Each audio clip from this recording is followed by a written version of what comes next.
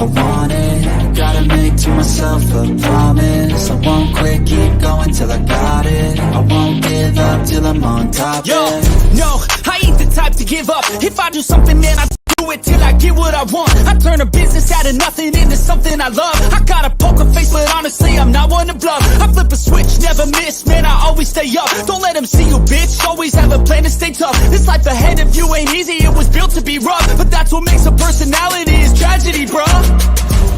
So keep your head on your shoulders. Now we ain't out here moving rocks, we out here moving boulders. Now we ain't getting posterized, we out here making posters, and we ain't got nothing to... What up, what up, what up? Welcome into Pregaming here on Sports Money, Monday to Friday, 6 p.m. Eastern. Y'all already know the best in the business assemble here to give you guys their best bets, their favorite looks after sitting on the card all day, trying to figure out how to get paid. They come share it here.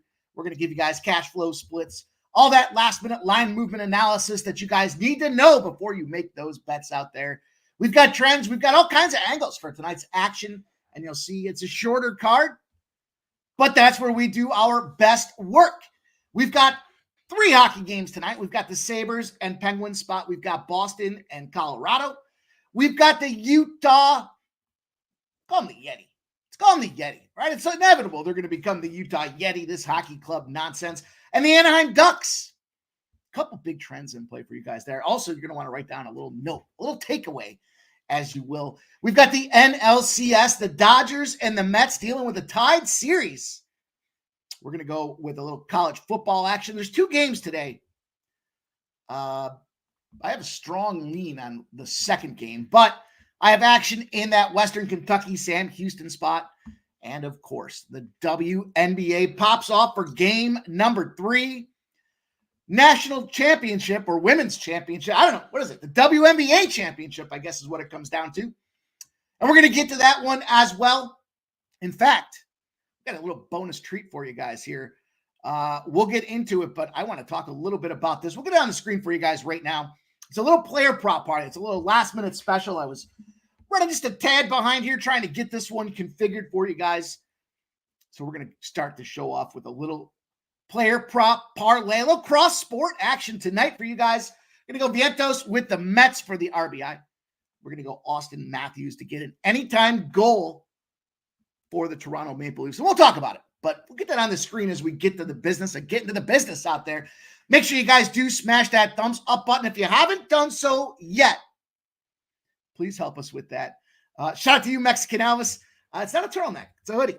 It's a hoodie. It just fucking fits around my throat like someone's choking the life out of me. That's all. That's all. Maybe a couple too many times in the wash, but all good stuff, you guys. Let's get after it. It's going to be a lot of fun doing what we do tonight. And I'm excited about this card. Wait till you guys hear a couple of these trends that we have in place. Excited for what we have. In fact, now that I say that, I got to take a note here. Bear with me for just a second because I realized I didn't write this one down. It was in my notes. I dictated it while I was doing some shit today. But, all right, I got it. I think we're good. I think we're going to be okay. It's going to be a great day. I know that. Yesterday, kind of a middling day. Again, another middling day. We fired off. We got that Tampa. Told you guys we had to take advantage of that shit Vancouver team in that spot that they gave us out there. And Carolina is the capital of the under on the East Coast in the NHL. 6.5 goals. Really was never in doubt from word one. However, the 9-0 spot that was this Chicago over 6 did not hit.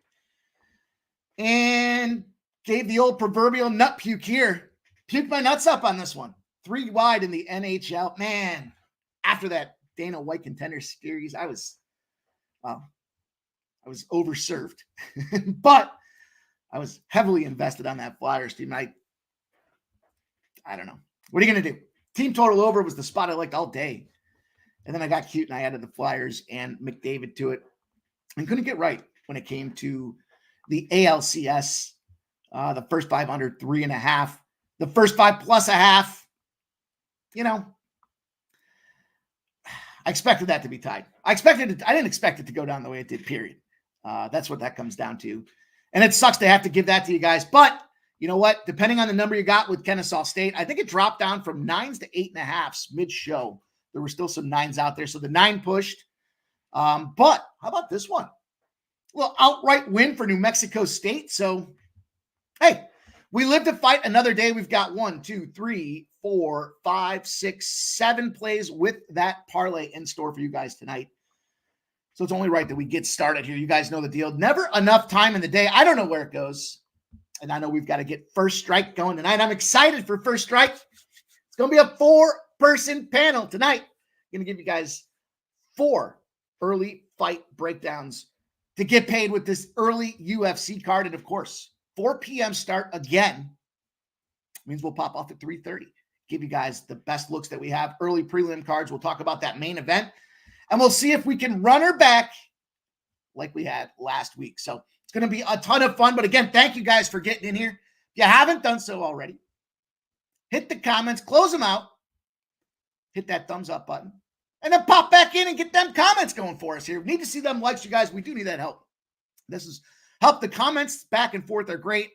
Love to see what you guys are on, but the thumbs up button kind of makes them mark inside of YouTube. And look, I can only give 1 thumbs up. So I'm going to need the rest of you guys to help me with that as well. We'll take a second.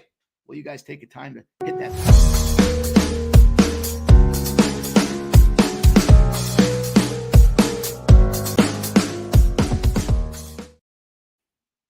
All right. Pleasant little way to start us off here. Let me talk about this RBI parlay as we get into it. But, listen, first things first. Let's recognize you guys in the chat. I want to see them best bets. You guys know the deal. You hit that thumbs up button. You get your pen and paper ready. Lots of things being shared. Lots of angles. Lots of trends. Lots of information for you to take away as you handicap these games on your own going forward on like the weekends and spots that I'm going to talk about with this one trend that isn't active tonight, but will be active going forward. And of course, share your best bets in the chat so we can recognize the action you guys are on. Let's start with just that. Let's see what's going on out there. And look at this. We got a new first commenter. Ready Sandy, I guess we'll say. I haven't seen you before, my brother. It's good to see you in here.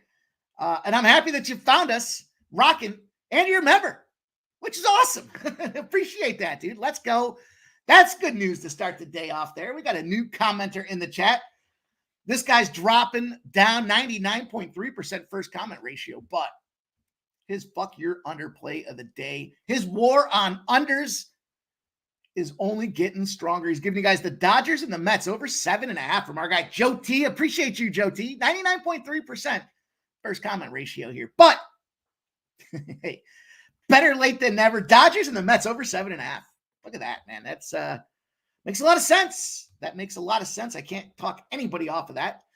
Steve's in the house. He says, let's get this money going back to the well with the Utah Hockey Club. First period tonight. Justin McKelvey says, sports money is money.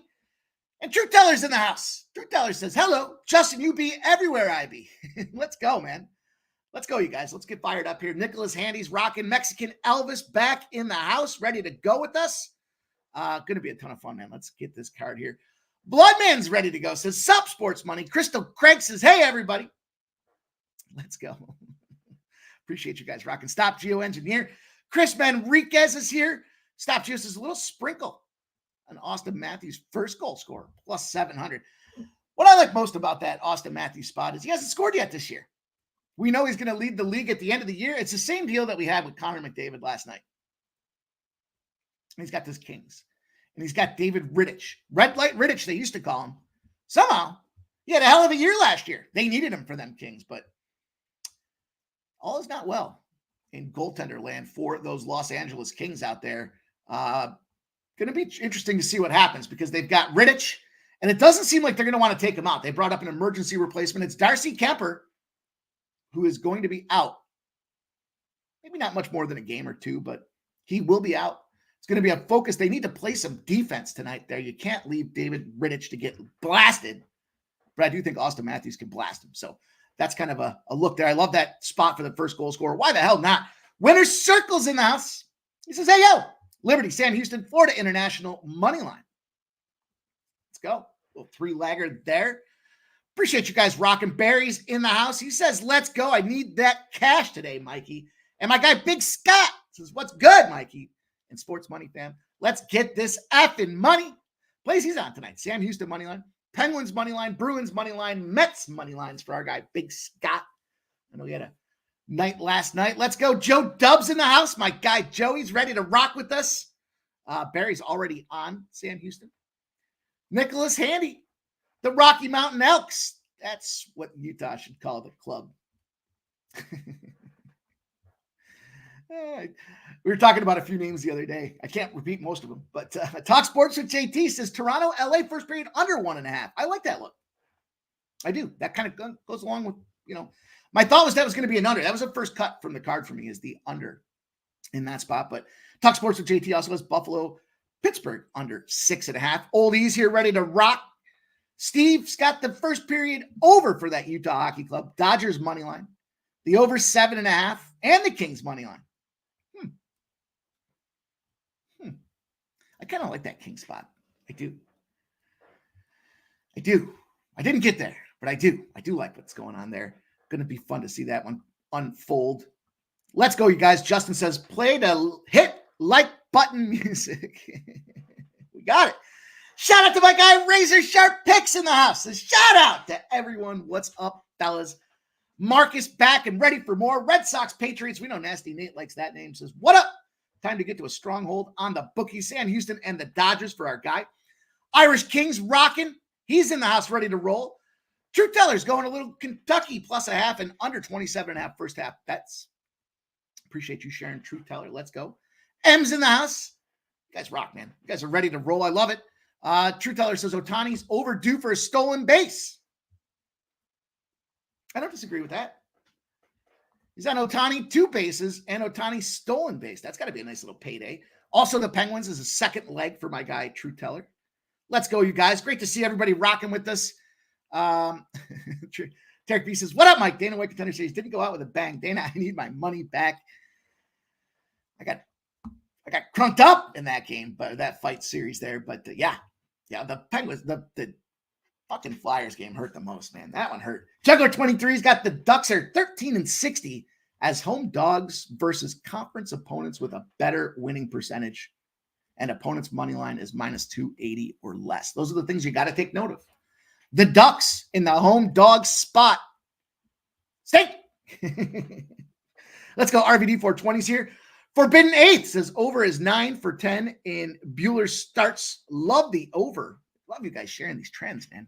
Love to see it. Marcus got the ski mask on because he's going to murk the books.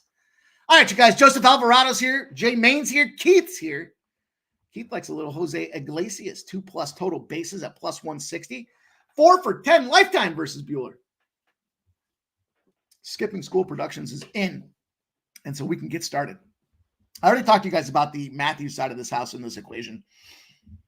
Let me talk to you a little bit about Vientos here. And this one just comes down to effectiveness and hitting. He's hitting .378 OPS, 1.086 this postseason. He's gone over his hits, runs, and RBI spots in 6 of his last 9. And it's Bueller. So the thing about Bueller with this guy, has no experience against him. But he's banging the ball all over the yard. I think he's going to be able to drive a run in, to say the least, in this game. Again, zeros. But you go to the lefty-righty matchup. This is where we walk down the ladder. Bueller's bad. He's bad against righties. He's worse against lefties. But Vientos is right there in terms of number of at-bats, 283 with the righty going against the righty. We got a little righty-on-righty matchup. And he loves to drive in runs at home. He's got a .267 batting average when he's in his home park. It's good enough. I mean, look, you play I like quite a few of these guys on the Mets side of the house. Certainly Lindor. I see Iglesias down there in the 7th spot. He's got a ton of luck at home out there. 404 leads the team in the batting average as well. But for me, the spot here, now we've been firing on these things here. Can't quite get the sides down.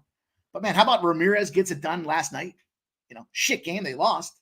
But Ramirez got there. We live bet the over a half of hits, runs, and RBIs at +105, I think it was, live on our stream. And we cashed it. No sweat bet there. maybe a little sweat, but man, that RBI was like almost 450 or something like that at that point. So we've been cracking. I think that's a good spot. I was going to take just Vientos' RBI went from plus 195 down to plus 185, but Austin Matthews, one of the most priced prop guys on the card to get a goal tonight, hasn't scored. We just talked about that.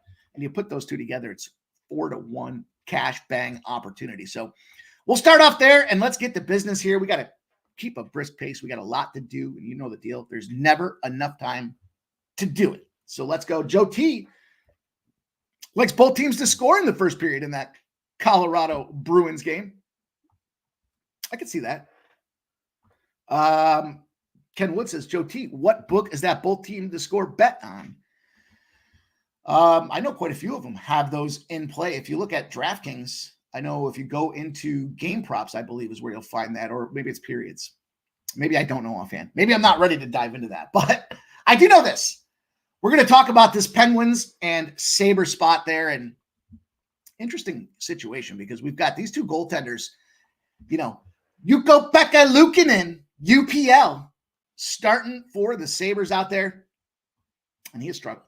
Much as the Sabres have struggled. He's 0-2 on the season, 2.54 goals against average, just an 88.6% save percentage. I got to move this over here. Let's move that to there. That makes things a little bit easier for the world of the note-taking out there. But it's Devin Levi and it's Luukkonen that are the two guys to figure it out. And I guess the challenge here is serviceable effort. Lost to the LA Kings 3-1 is Luukkonen, but he did have 20 of 22 saves in that game. Flip side, going back to Gary here with the Pittsburgh Penguins. He struggled with a 4.5 goals against average, 86.6% save percentage. I mean, it's got to be an over, right? This has got to be an over spot in this game. These two goalies couldn't stop a beach ball. 29 years old, terrible start for Yari. And the question was, are they going to start him again? Which was surprising to me because he's pretty much the best guy you got in the trough out there. And Pittsburgh's had a decent start to the season, surprisingly enough. But at any event, at any rate, as I look at this one here, 2-2, Pittsburgh is what it is. How can you not take the over? How can you not be looking at this over and say this is an automatic over spot out there? Not so fast out there. You look at the Penguins, 4 games, they're 3-0-1 to the over. But 14 goals and allowed 14 goals. I mean, it's literally 2-2, 14-14. But we just looked at, the Yari side of things here with that bloated goals against average. So if we're looking at this thing and we're seeing that these two goaltenders are struggling, Sabres have given up 12 goals. Doesn't it just seem like it's free money to take that over? Well, how about this? Buffalo, road dog versus the Penguins.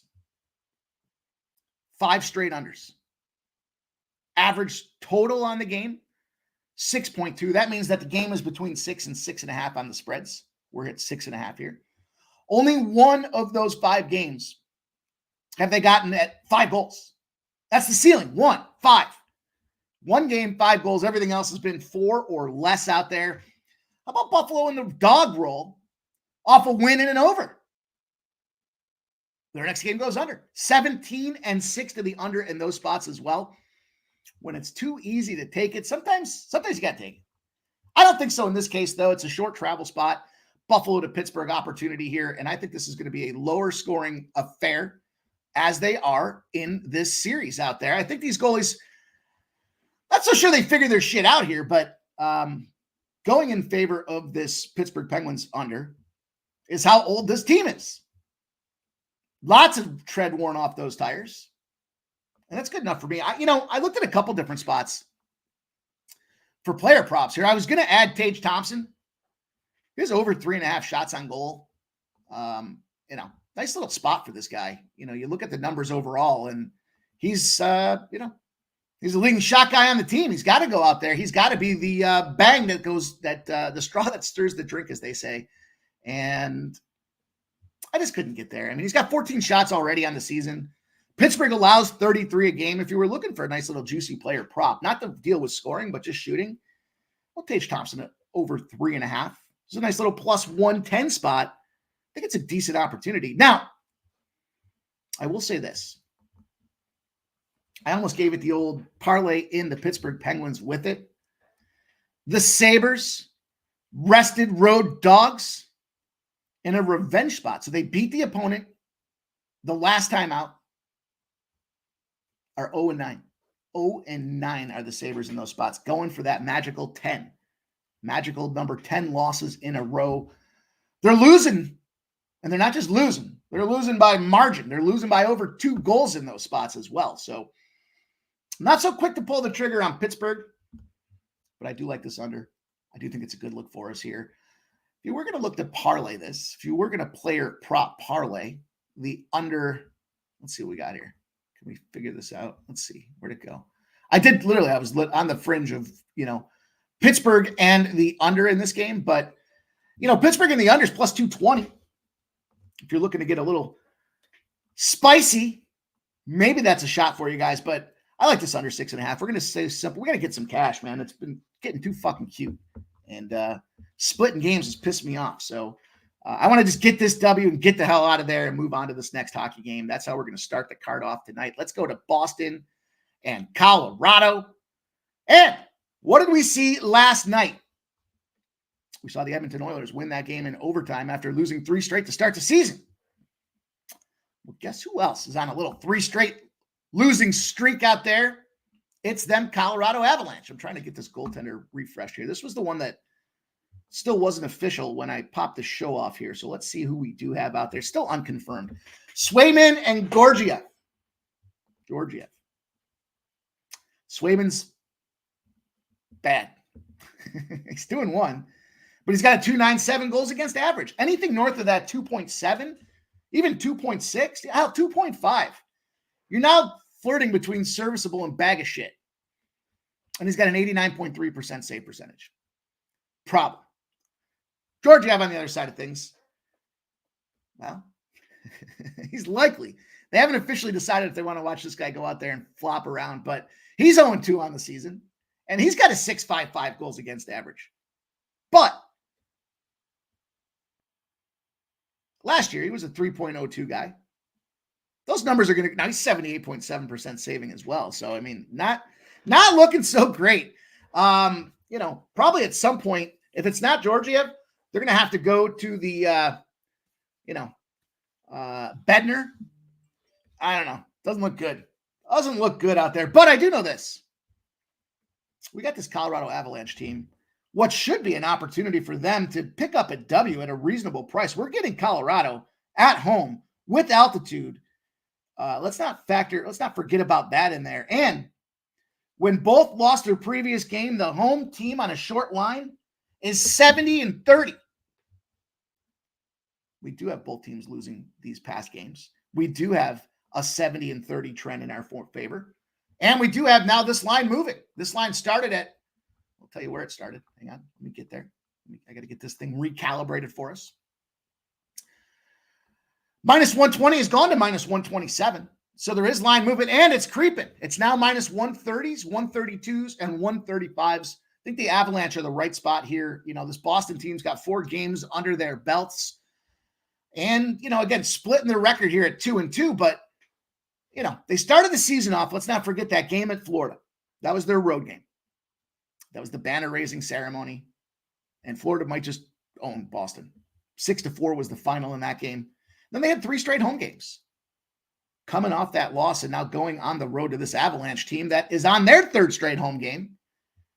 They came off, they're struggling. The bottom line is that they're struggling. They owe us a window from that last game against the Islanders where they got busted up 6-2 because Georgiev's a piece of shit. But I think battle of 2 shitbags here. We'll take the 70-30 trend at low juice in our favor. That's one of those opportunities where it's not going to be getting too cute with it. We just want to get that cash and get the hell out of Colorado. I like that first period over. It makes sense on the surface. 2 bad spots out there from these teams, and it should find a way to get it done. KV's in the house.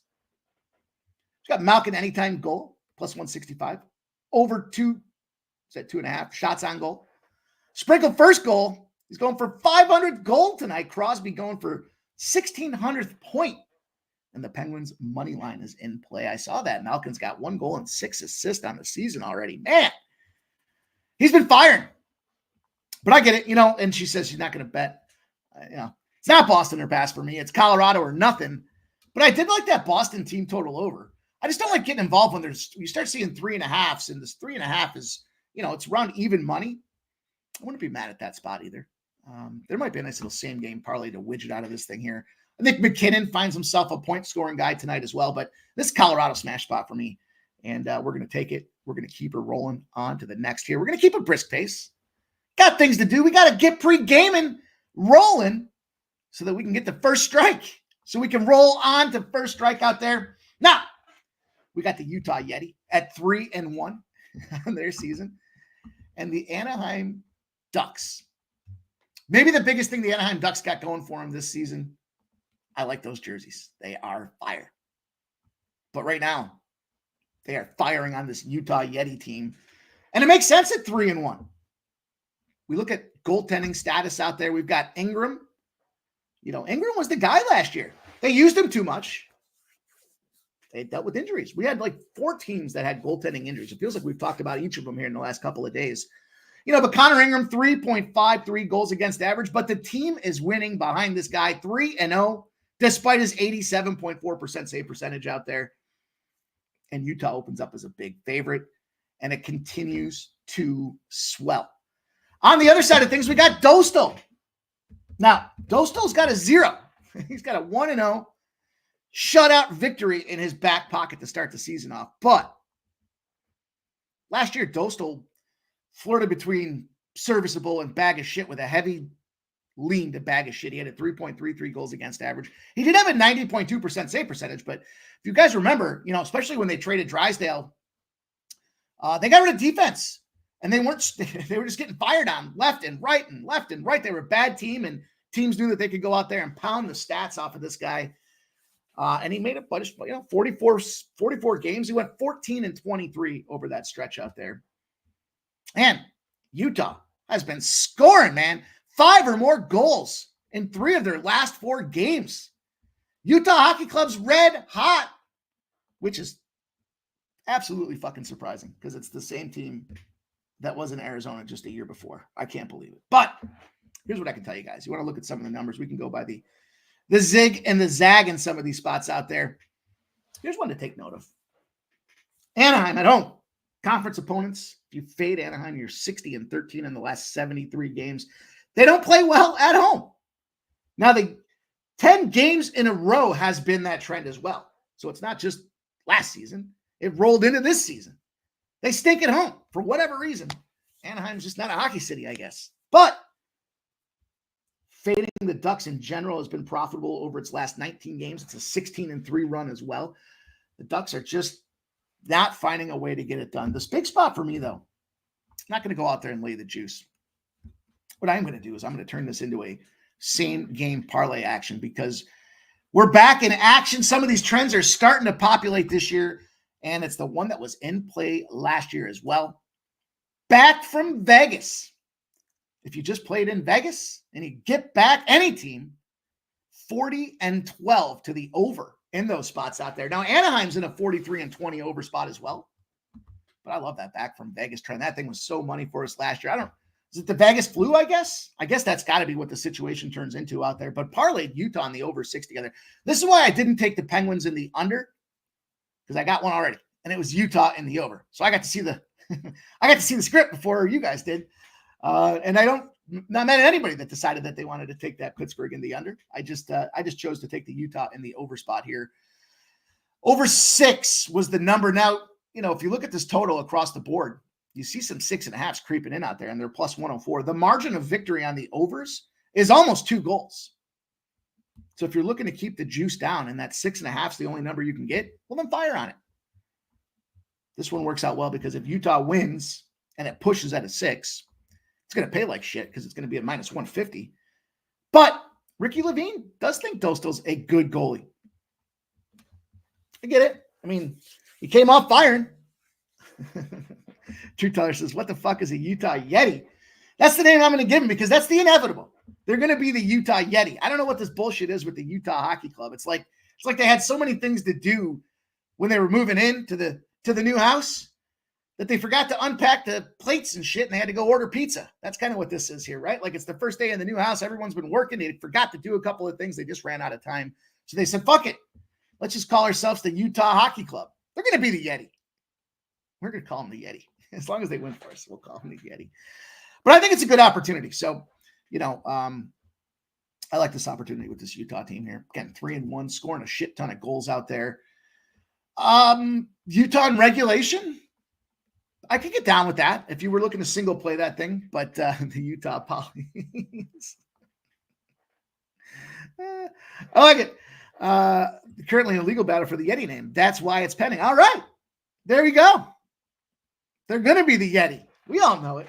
We all know that situation out there. Jay Peasy says if Utah gets up to play the Ducks after that road trip and cross-country flight, then Utah may be the best damn team in the NHL. Man, them flights aren't what they used to be. They're not what they used to be. They got game tables. They got masseuses. They got the team doctors on the plane giving them treatments. A little bit of road trip. I get it. But I think they're going to be ready for this challenge here. It's the Anaheim Ducks. There's too much opportunity not to fade these guys. I saw a bunch of people taking Anaheim late in the day here. I guess. They shut out San Jose. It's not ringing the fucking alarm, right? They shut them out 2-0. Then what happens after a team gets shut out? They get busted up. And they lost at Vegas 3-1. So you do have the Ducks coming back home after that Vegas trend as well. We're going to get paid. You can separate those two if that's what you want to do, but I'm going to put these two together in this little parlay action. Turn this into almost a 2-1 opportunity for us here. It'll be a little late night treat to watch that thing come in, especially if you like goals. I expect to see it firing here tonight. Let's talk some baseball. Let's get in. Now, you got my Viento spot out there for the RBI. Standing by it here, but the Dodgers with Buehler, the Mets with Severino. This one is one of those spots to me where I looked at it and I thought the over just felt too easy. I mean, we're all entitled to our own opinion. That is my opinion. Walker Buehler, if you look at his numbers, man, I know he's got the Tommy John thing that he's coming back from and he's trying, you can kind of maybe give him a little discount for what he did early in the season, but his trajectory is bad. He's terrible. Started off 2.5 ERA, goes to a 4.5. He's at a 5 ERA. Now he's ballooned in these playoffs and he's struggling. Hasn't caught a win. He's caught a bunch of fucking runs.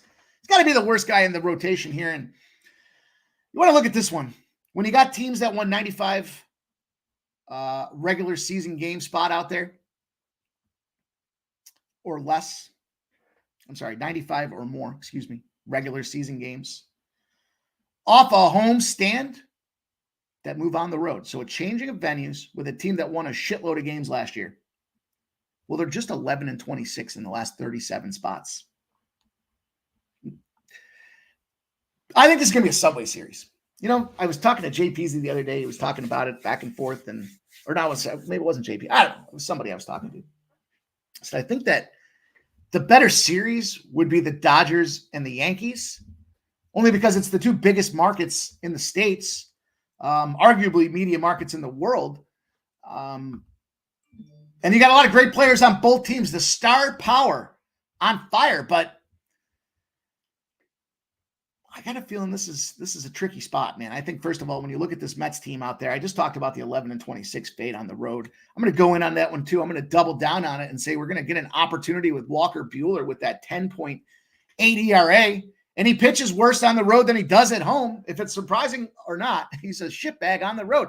Last game on the road, San Diego, 5 innings pitched, 7 hits, 6 runs, 6 earned, a home run, and a walk. No strikeouts over 5 innings pitched for Walker Buehler.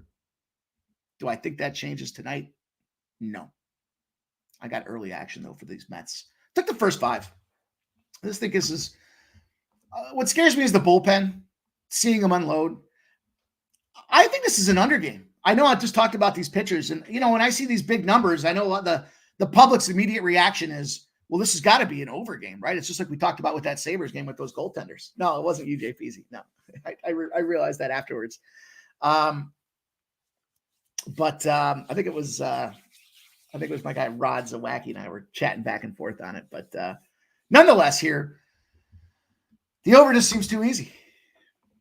That should be a flag in itself. It's 7.5. Now, it is juicing to the over. I didn't give you guys the splits. I realized I skipped that as we started this game. So let me get there. I know we don't talk about it with hockey. We'll look at it every so often. But when it comes to baseball, you got money pouring in on the Dodgers, right? We'll look at the percentage of bets. Typically, the public, the $5 bettors, the $10 bettors, the parlay bettors, the teaser bettors, the prop bettors, all the tickets being written. There's 58% of the tickets being written on the Dodgers. 85% of the cash, typically the bigger bettors, the ones that aren't parlaying, they're just going in for the heavy action. 85% of the cash on the Dodgers. Almost 81,000 ticket sample in that count. And what is the line? Nothing. Not a fucking thing.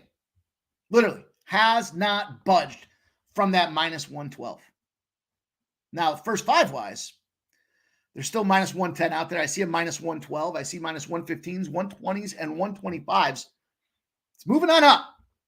It's moving on up for a reason, and that reason is Walker Buehler. So let's not overthink this one here. Let's jump in and take advantage of this little trend that we've got where you've got a team that won a shit ton of games, just played a home game, moves on the road. And the other element that I like, I talked about this before, the momentum factor. You know, teams tend to start games in a similar fashion to how they finish them. And that 7-3 beating of the Dodgers on their turf in that bounce back spot. Remember, they got shut out 9-0. What happens after a team gets shut out? Well, they tend to go back out there and win. And that's, at least score. And they scored 7 runs. I think they feel good. I think they're warmed up and ready to go. I think this Mets first five, I don't know about the full game. I know the trend supports the full game and taking this Mets team, but would I be surprised to see like a 2-0 early? Then they take out Severino.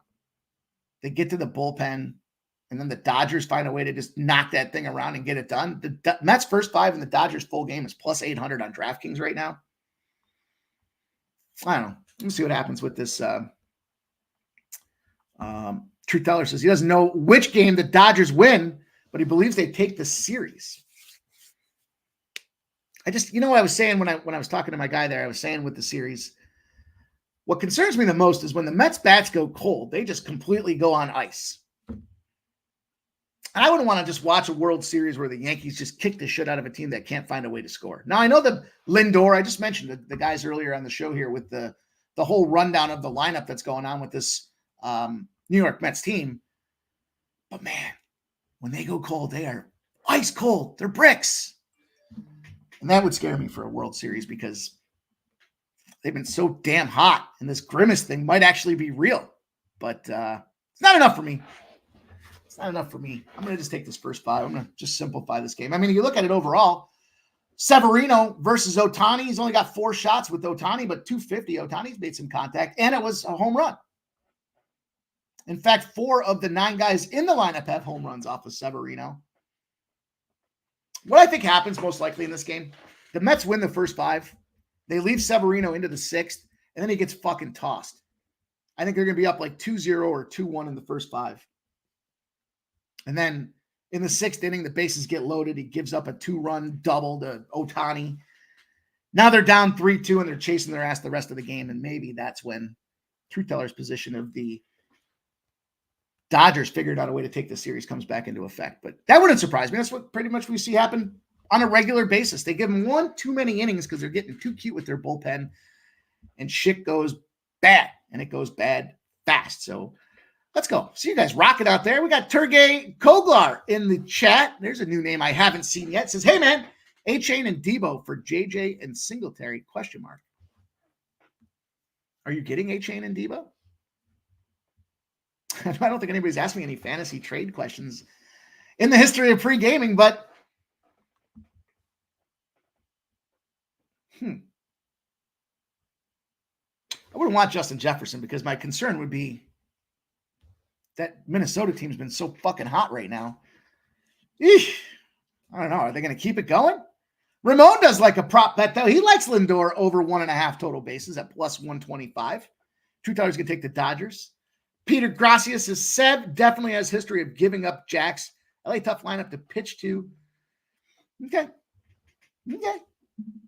I could very much take a walk or take a push in this if I have to for the first 5, but I expect it to be enough for the Mets to win again. Finish off the way, or they start up the way they finished off. That was striking and banging. Let's bang this college football game. Whoa, there it is. Surprise. Wrong button. I'll leave it up there. There's no, well, let me take it down for a second so we can see the records out there. You guys know the deal. The first number is their record. The second number is their conference record out here. Yesterday, we had 3 shit games. I told you there were 3 shit games, but I thought we had 2 good spots, and we did. Today, we have 2 games. I don't know about that UTEP game. I know we'll start with that one because it's the one that's not being played here. You know, there's a lot to be said. UTEP's bad. There's no question about it. This is a bad schedule spot for FIU, though. If I was going to play this game, I would take the over. I know it's come down from 49.5 down to 46.5. I would take the over. If you guys want the splits on that one, I'll just talk about it quick. I know it's the second game on the day here, but 62% of the bets and 62% of the cash are on UTEP. You know, UTEP's in that rebuild. Change their coach, change their offense, change everything. Change for UTEP. But the coach and quarterback have history. Kind of brought them with them type of situation, like Caleb Williams going to USC, right? There's history with them coach-quarterback relationships, and I think that's being misjudged here because FIU, bad schedule spot. The total went from 49, as I mentioned, 49.5 down to 46.5. 64% of the bets on the over, but 63% of the cash on the under. When I was talking about the bad schedule spot for that game, just kind of look at their recent opponents, right? They just lost that game to Liberty. It was a road trip, so they're on back-to-back road trips. I don't know. I don't know. I mean, UTEP, you know, they just got busted up on the road by Western Kentucky. I don't know. I couldn't get a play there. I would lean to the over in that game. If you're going to play, if you're looking for my lean in that game, I would take the over. But in Western Kentucky and Sammy Hugh here, this line moved from a dog to a favorite for Sam Houston. 5-1 on the season, and both teams 2-0 in conference play. This got big game implications to it. We got 54% of the bets on Sam Houston and 59% of the cash. It was good enough to move it 3 points from a +1 to a -2.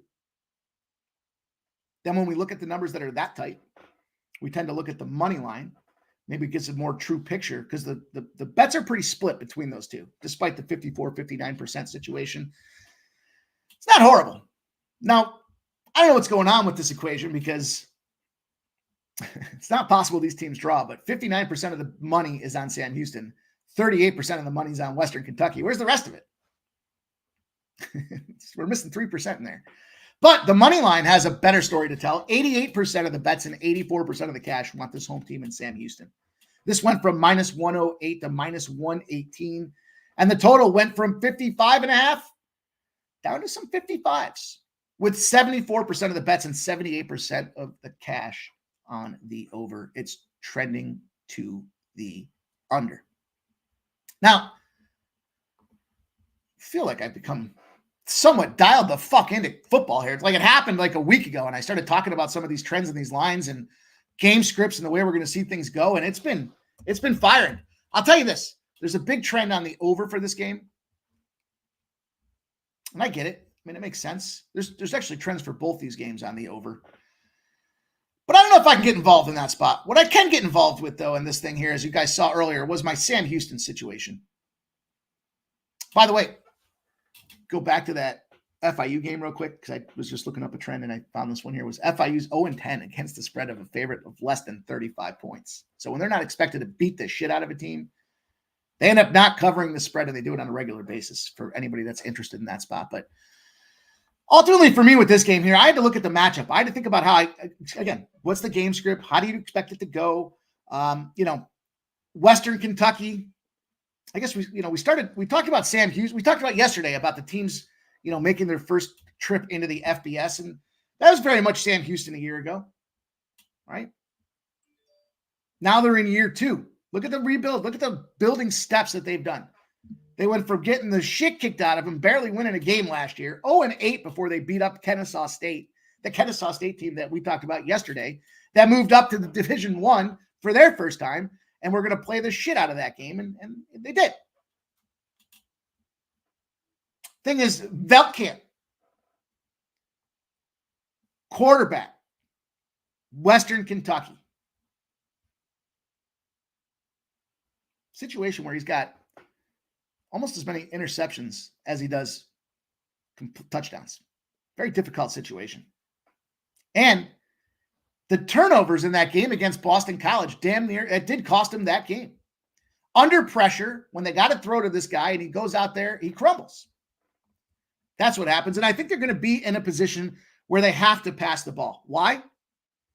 Because the Bearcats, I don't know what the fuck a Bearcat is, but whatever it is, are one of the best pass rushing teams in Conference USA. They're going to get this quarterback uncomfortable. They're going to force him to throw off his back foot. He's going to be throwing on the run, all kinds of things firing out there. And why do I think they're going to have to pass the ball? Because Sam Houston is so damn effective at running the ball. In fact, 11th nationally. Out of all the teams in the country, 11th. Now, the Conference USA isn't known for their world-beating efforts, but 11th overall, 228.5 yards per game. Ain't nothing to shake a stick at. That's going to put them in a bad spot. I think the ground and pound, they wear this team down. They start to see a separation in the total in the second half. And that's ultimately why I chose this game here, Sam Houston. How about the favorites to win? This is a real short, simple, sweet. If you're the favorite to win the game, and you're on a 4-game win streak and a rest advantage, you're 3-0. Rest makes a difference. We talked about the rest spot yesterday. We've got another rest spot here today. Sam Houston beat UTEP on October 3rd. Haven't played a game in almost 2 weeks. Then we've got Western Kentucky coming in, having just played a game 6 days ago. And a travel spot. All signs to me point to Sam Houston. We'll take him on the money line. It's moving. Let's see where it's moving to. I just mentioned it. What did I say? No. I guess we got some 120s. We got some 125s and some 126s out there as well. Small sample. There was a tough deal today with some of these trends in these games and how they were going to go down. There wasn't a lot to work with. But I was able to pull off a little teams of favorite with rest. They should win, and they're going to win. And I think Sam Houston at home is going to be just a little too much for this Western Kentucky Hilltoppers team to overcome. I expect sloppy second half play. I'll tell you, look for Sam Houston in that second half as well, because we do know Western Kentucky can puke it up late. And that's what I expect them to do. We got one game left. We got a little WNBA action. It's not highlighted because I missed the highlighter. Excuse me for missing the cursor. And Nasty Nate says, I'm late. I was fishing. What did I miss? Only 59 likes. I hope your ladies cheat on you. Come on, you guys. Hit that thumbs up button if you haven't done so already. Give us the break. Give us the effort. Take a second. Close the comments out. Hit the thumbs up button. Giving you guys some trends. Trying to give you that gold. Trying to share with you guys all the looks. Everything we need to cook the books. I just need you guys to hit that thumbs up button. True Teller does like Veltkamp over 2.5 passing touchdowns. I get it. He's got to throw the ball. They're not running the ball. I don't think they're going to run that ball in there for touchdowns. He's going to have to pass them. But that's going to lead him to exposure for turnovers. So we'll see. We'll see how that game unfolds. Let's finish her off. The WNBA. Guys, hit that thumbs up button for me. We'll wait a second. No one's going to miss anything. We'll wait a second. I'll give you guys the thumbs up pop again too. How about that? You don't want to see it, then hit the thumbs.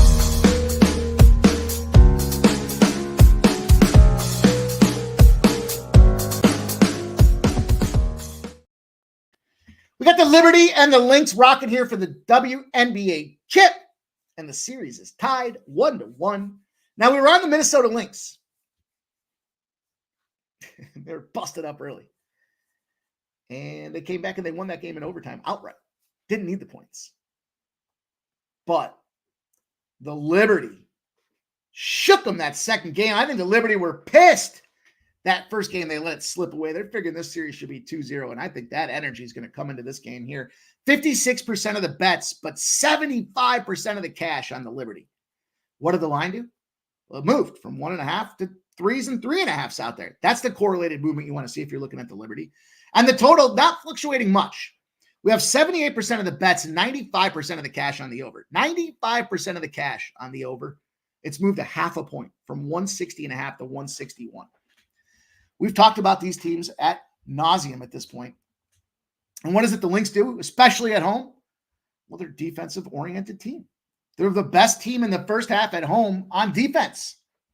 The under in that first half was a strong look that I thought long and hard about. 95-93 was that first game at New York.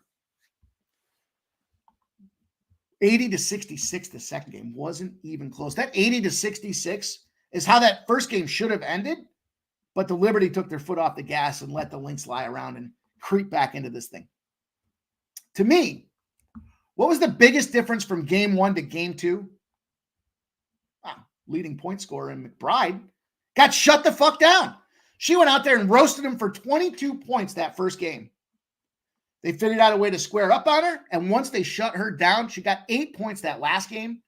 It was just too much for the Lynx to take off and take advantage of. I don't think they forgot how to stop this girl.